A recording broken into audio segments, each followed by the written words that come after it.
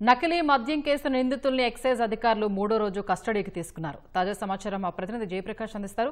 జయప్రకాష్, మూడో రోజు కస్టడీకి సంబంధించి తాజా వివరాలేంటి?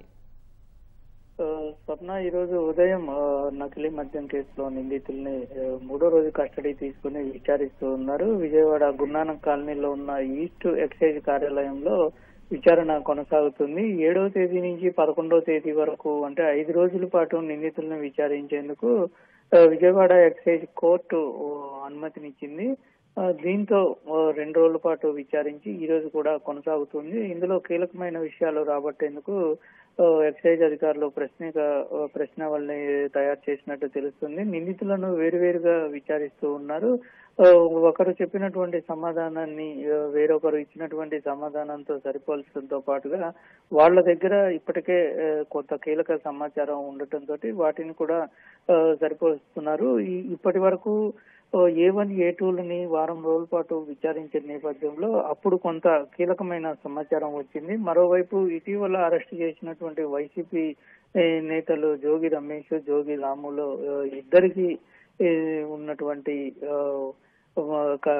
లావాదేవీలు ఏ విధంగా ఉన్నాయి, జనార్దన్ కి అదే విధంగా వాళ్ళు జోగి రమేష్ కి ఏ విధంగా ఉంది, వీటన్నిటికి సంబంధించి విచారణ కొనసాగుతుంది. A4 రవి, A7 బాదల్ దాస్, ప్రదీప్ దాస్, శ్రీనివాస్ రెడ్డి, కళ్యాణ్, రమేష్ బాబు, అల్లాబక్షులను కస్టడీకి తీసుకొని విచారిస్తూ ఉన్నారు.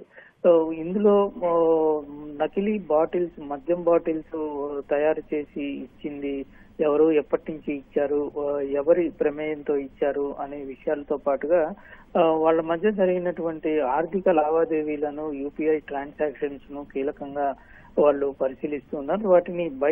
వాటిని రాబట్టేందుకు ప్రశ్నలు సంధిస్తూ ఉన్నారు.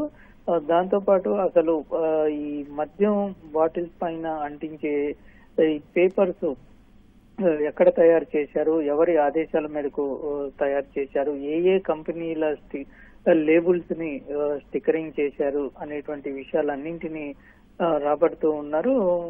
ఈ రోజు సాయంత్రం వరకు ఈ విచారణ కొనసాగుతుంది. 11వ తేదీ వరకు వీళ్ళని విచారించే అవకాశం అయితే ఉంది. స్వప్న, ధన్యవాదాలు జయప్రకాష్.